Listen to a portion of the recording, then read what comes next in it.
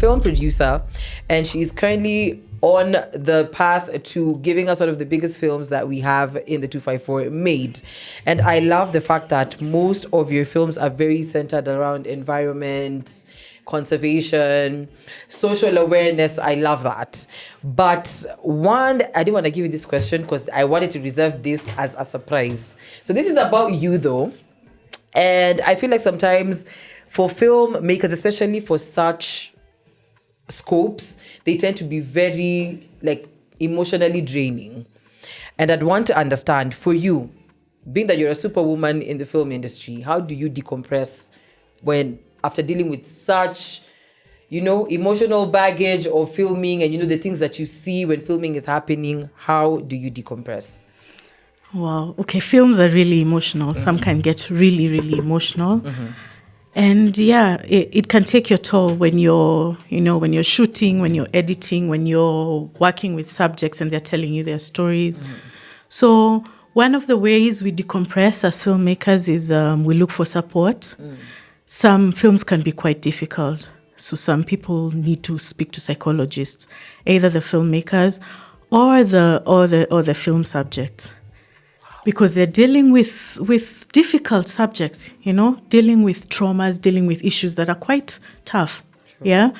So that is one of the ways that filmmakers, people who are featured in documentaries decompress. For me personally, I like to listen to music. Nice. What kind of music? I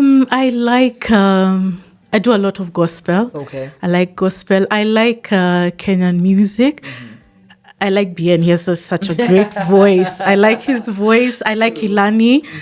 Yeah, I do jazz. Okay. Jazz is something that, that's the kind Soothes your soul. Yeah, that's the kind of music I listen to. Makes sense. Yeah. That's absolutely beautiful. Well, Elsie, our conversation is just about to start. Actually, I think we should just leave it on that note and just jump straight into the music, because when we get back, we're about to get into the nitty-gritties of what you do, how you do it, and why you do it. Like I said, guys, remember, you can send in your messages on 0701625093. Get to chime in with Elsie and I for this hour all the way till 12 in the PM as we go. It is more music. Coming right up is Otile Brown and Rayvani with Asante, playing right here on Base Radio. Some charisma and Emma Cheruto to spice up your morning. That is Love Me, and you heard it right here on Base Radio. A very good morning to you, and welcome to the AM. Like I told you, we are still deep in conversation with Elsie Kariuki right here on Base Radio. Make some noise, ladies and gentlemen. Hey. Yes, and as we're still getting into it, so we were having an off-air conversation, and I think it's only right that we bring it here because I'd say the average Kenyan, that's me included, we just know a producer is a producer. So now that you're breaking it down and I understand like there's like different niches of producing, you mentioned that you're an impact producer. Can you please give us further explanation to what an impact producer is, what specifically your JD is? Please tell us. Okay, yes. So I'm an impact producer, and what that entails is what we do is we come after the film is made and we put those films to work, basically. So we'll take the film and we'll try and get it seen beyond the traditional places where you see films. You'll see films in cinemas, you'll see films on TV, now on video on demand. But beyond that, you, as an impact producer, we will take the story and make it go further. So we'll look for what is the story about, and who needs to see this story? What kind of change can we get from this film? That's the kind of work impact producing is about. That's very interesting. So wait, so for all the films that you've worked with, so let's talk Mizoga, the Lake Natron documentary. I didn't quite get the name of it. What's the name of the Lake Natron documentary? So the Lake Natron documentary was called A Special Flamingo in a Very Special Place. Yes. Beautiful. And of course, the award-winning film that we're going to get into. But you also worked on a Get Real series that talks about sexual health, gender-based violence, and mental health. Specifically, I want to dwell on this Get Real series first of all, because most of the time, how these stories are told are on a POV of either a lady who's gone through it or a man who's talking from his POV, but it's never from a societal issue. Is that normally an angle, or what's the deal with how these stories are told specifically? So the thing with stories related to SRHR, which is sexual and reproductive health and rights, they're difficult to talk about. These are issues we don't want to talk about in society. Yeah. There's taboo, there's culture, and we just never sit down and speak about these things as Kenyans, as Africans. Yeah. So we have to find clever ways of presenting these issues to the audiences, different ways, as opposed to just bringing the issue as is. You put the story behind, like with some of the films, we have a really good film, which is like a comedy type of film about, I don't know whether I can say this on air, please. About, well. No, don't be shy. Say it.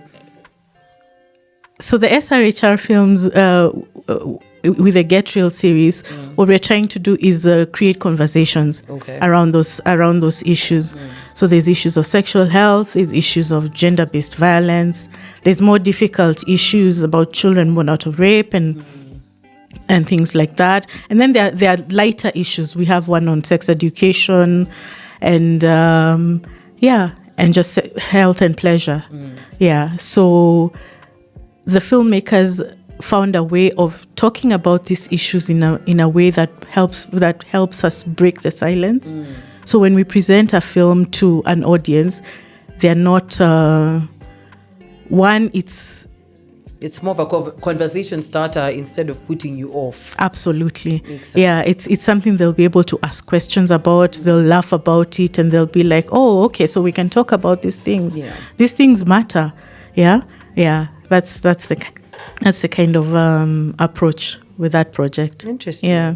Well, conversation is still ongoing, guys, and we're right here with Elsie Kariuki, who's an impact producer. Ooh, I can't wait to flaunt that once I leave the studio to be like, yeah, I had a conversation with an impact producer.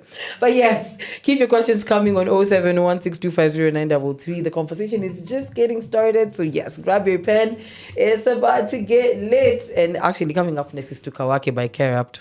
28 minutes past 10. Very good morning to you, and welcome to the AM. We are still live in conversation with our guest, Elsie Kariuki, who is a film producer, and we're getting to talk more things art and of course more things production.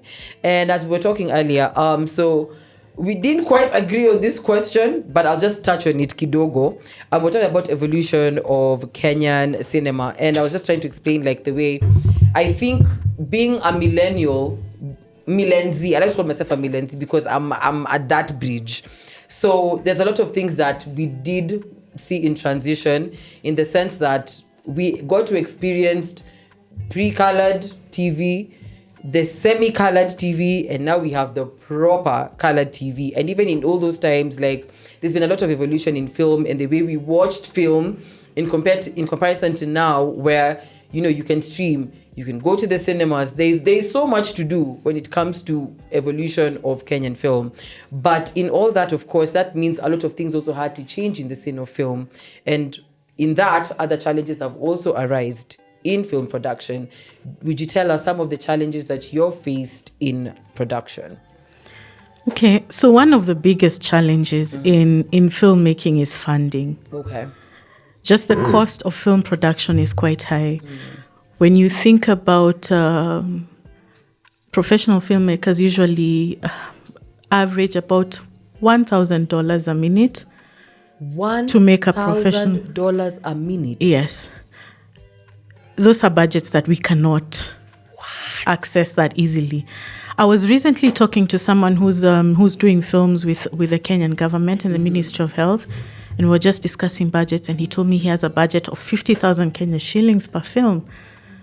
So I'm like, when you consider that, of course, we will not be able to have the same quality that we would have as like a Hollywood production or a big film. Yeah. So funding is big. The biggest problem. It is. Another problem? Another problem is distribution. Okay. Distribution of the films. What happens when filmmakers make the films? Where do they get seen? If for small filmmakers, they may not be able to make as much money from their films as would other, filmmakers in other countries. In Kenya especially, we're thinking of countries like Nigeria. Nigeria has a big market. Nigerians watch their films. They support their filmmakers. Yeah. Here, we have not really gotten into the groove of things properly. Yeah, into filmmaking. I was just doing some research recently, and I just saw it's only, I think, 0.8% of the Kenyan population that goes to cinema. So that's negligible. I think it's zero. I think maybe 0.08. Very small. So small. Only about 500,000 Kenyans go to the cinema per year. Wow.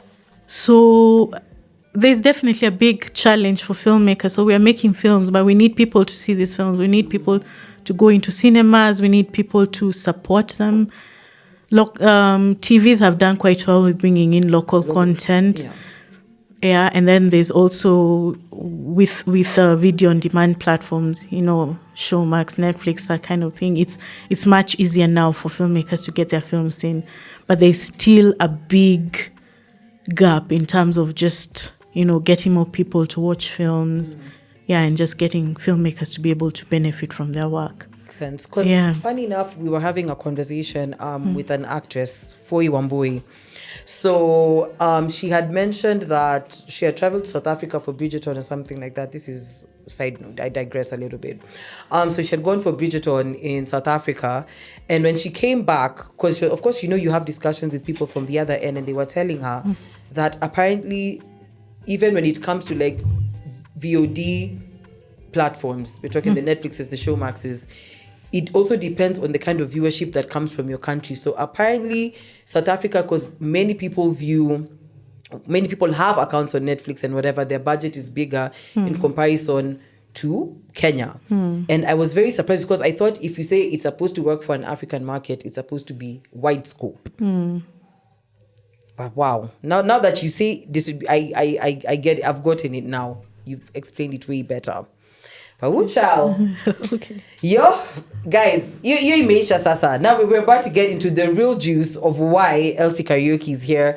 But after we play her favorite song, this is Ben Soil and BN with Extra Pressure, to get into the groove of, what we're about to get into in just a little bit. But for now, we get to enjoy more tracks right here on Base Radio. That is the anthem that is sweeping the nation, and also Elsie's favorite BN track, and that is Extra Pressure, and you heard it right here on Base Radio. A very good morning to you, and welcome to the AM. Only 24 minutes, and we call this hour a wrap. We are still in a mad chat with my girl Elsie. And we're talking all matters film, and also just getting to talk about the newest project that she is working on.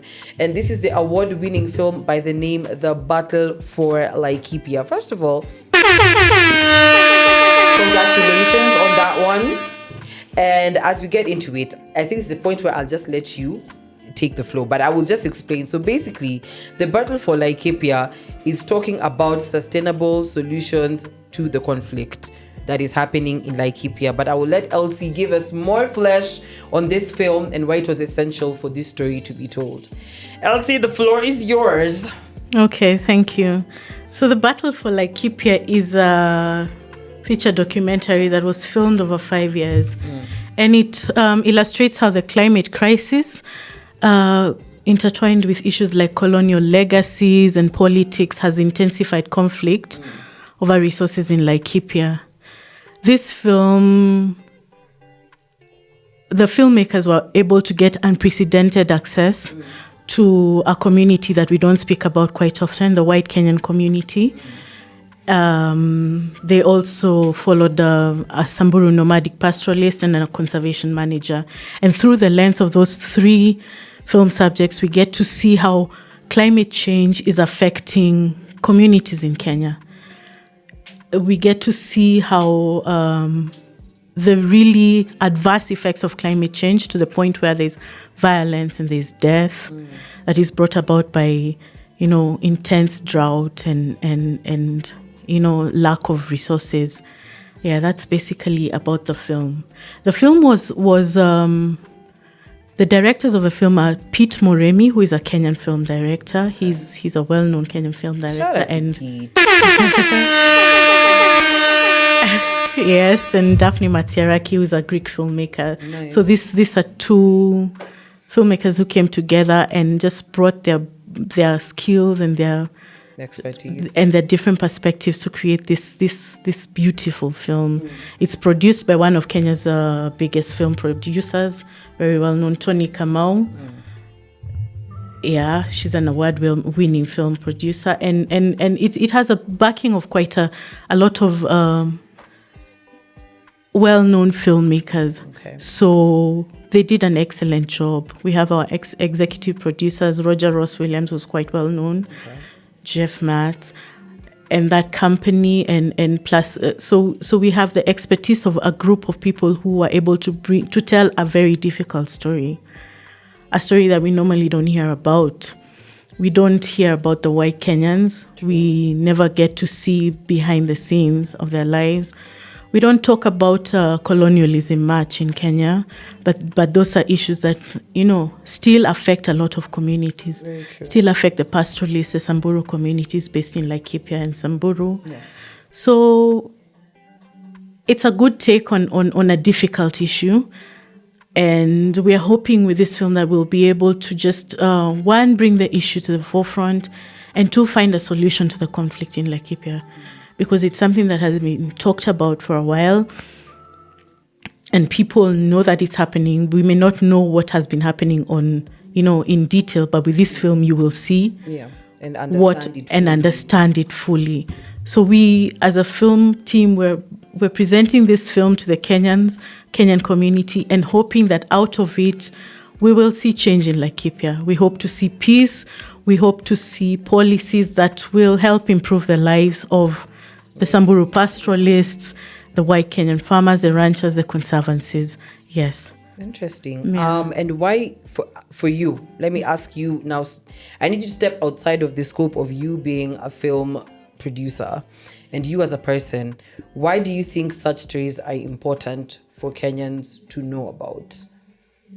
Despite the fact that you're spreading awareness and, educating the masses, why do you think it's important for such stories to be told? So I'll give you a bit of my background. Mm-hmm. I started off working in wildlife conservation as a project assistant, project coordinator. Mm-hmm. So I worked on an anti-poaching and desnaring campaign. Mm-hmm. So I was like the boots on the ground. I worked with KWS and volunteers, and we would go into wildlife-rich areas and remove snares from places where communities have set them up. Mm. So these people are trying to look for wildlife to sustain themselves. A lot of them are hunting, small-scale hunting, dick and stuff for food. Yeah. I met this lady once. She had a 3-month-old baby on her back, and she was walking in the bush in Savo, and they're looking for, and I'm like, how do you risk your life? She's like, I cannot stay at home and stay hungry. Yeah. So I understand. For me, I saw it. I saw the challenges that communities face, especially communities living close to wildlife-rich areas. Yeah. We have these huge tracts of land that have been set out for conservation. On the other side, we have these communities that need to earn a livelihood and are not able to access this. Most of these lands are harsh. They can't grow food and stuff like that. So such stories, a story like the Battle for Laikipia, is the Samburu pastoralists have been accessing this land for the last, centuries. Mm. They are able to go out when there's no grass and water in their areas. They come down to Laikipia and they're able to feed their cattle, and will get money from selling their cattle. But when they come in and they realize that there's lots of land that has been set out now for conservation, and they have no access to it, that leaves them in a, like a catch-22. Yeah, they're like, what do we do? This is something we've been doing for years. Communities everywhere are wondering, what do we do? Conservation is important. It's very important. But there are communities right next who have these questions in their mind. we need to earn a livelihood. We need to live our lives. How do we do that? So films like this just try to bring that kind of issue to the limelight, and we need to try and strike up a balance. I don't know that balance may not be the right word, but we need solutions. True. We need to be able to say, yes, we are conserving nature, but we also have to support these communities that live right next to conservation areas. True. Yeah. Wow. That was beautiful. And as we get into it, guys, we're still deep in conversation with Elsie right here on Base Radio, but we're about to get into more music. Coming right up is Bridget Blue with Crocodile Tears. Crocodile Tears, Bridget Blue, and you heard it right here on Base Radio. A very good morning to you, and it is only 13 minutes till we reach the top of the hour, and we're about to conclude our conversation with Elsie in just a little while. But as we get back into it, Elsie, there's something very important that you mentioned, and you said this is telling a two-side story of Kenyan community and white Kenyans. And with everything that's been happening, I'll be the devil's advocate today. And many, let me not say many, but I'll say some Kenyans of the notion that if you're infused with the white skin, you're on a higher note as compared to the average Kenyan. And probably many Kenyans believe that they're not deserving of what Kenyans originally should have. And when it comes to telling such a story, there has to be an international appeal to some extent. And I want to understand, when you're telling such a story that is that has such a Kenyan broad base, like the underline of it is so Kenyan, how do you make a film where there's a balance of telling a Kenyan story authentically and also making it appeal to a global audience? Because the white Kenyans are of a global appeal. How do you do that balance? That's a difficult one, especially when you think about profit, the profit aspect of filmmaking. In my perspective, I think I am drawn to authentic stories. The more authentic a story, the more, I think the more appeal it has. So authenticity is big. I think we need to be more authentic. Let's tell our stories as they are. I know it's you will always find market. You may not have mass appeal, but you will find market. I've watched very niche stories, and they appeal to me, though I'm not from that community. Yeah. But I see the authenticity in the story. I see the people. And that's that. And for me, I think in filmmaking, when you see the authenticity, the people behind these stories, that draws me personally. It may not draw a big audience, which is why a lot of people will have to find stories that are more, especially if you're profit driven, you'll have to find a way to make your story more appealing to like a global audience. But that involves losing a bit of authenticity. That involves losing, like in filmmaking, we have what we call the blue chip way of making films, wildlife filmmaking, where we show the, nature, beautiful scenery, the Masai Mara, all these beautiful places, but we never get to see the communities. We never get to see the personalities, the people beyond that. So there's the balance. It's difficult, but I think I would just say let's keep making our stories. Let's keep doing what we do best. I would be authentic. We'll draw them in. I think we'll draw them in. Okay. Yeah, we'll draw the audiences in. That makes sense. And as we wrap this up, you mentioned that you're an impact producer. So for this film in particular, how can we get to know or see what the battle for Laikipia is about? Can we find this in our cinemas? Are we going to find this on a streaming platform? Tell me, what's your plan as an impact producer? So we are going to premiere this film next week at the MBO Film Festival. Ooh. Yeah, we're really looking forward to that. It's been seen in lots of countries. It's been featured. African countries? Not African. African, I think it's only been featured in South Africa. Nice. Yeah, but it's been seen in a lot of countries in Europe and in the US, a lot of film festivals. So we are really happy. The film producers, the director are really excited to bring it to Kenya because it is essentially a Kenyan story. After that, we are hoping to have a theatrical release.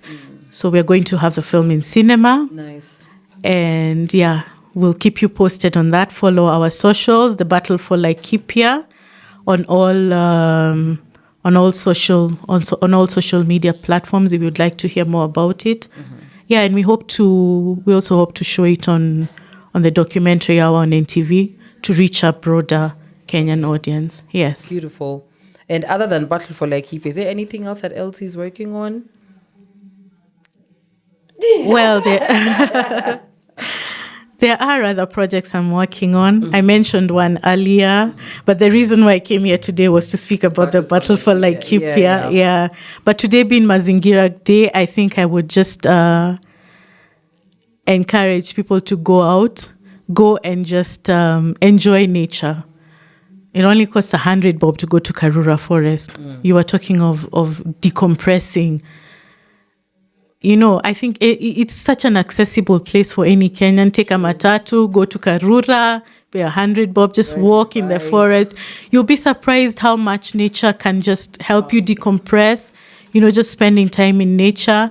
I think that would be a good thing. Take your kids there as well. You know, kids stay cooped up in the houses. Take them out. Take them and go and walk with them. Yeah. That's very true. Yeah. Well, that's amazing, Elsie. Thank you for coming through. But as we wrap it up, where can we find you on social media? So I'm on Twitter at Elsie Kariuki. Yeah. My other socials. Sorry?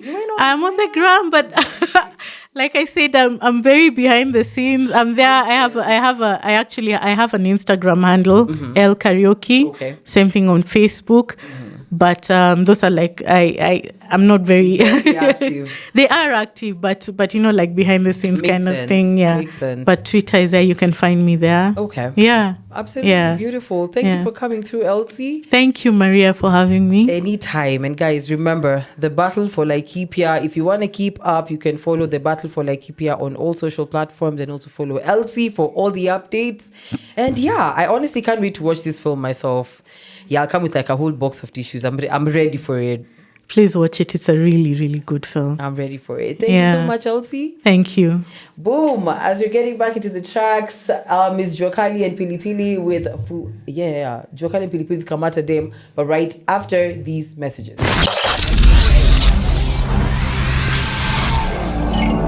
This is Bays Radio. We are 254 to the core.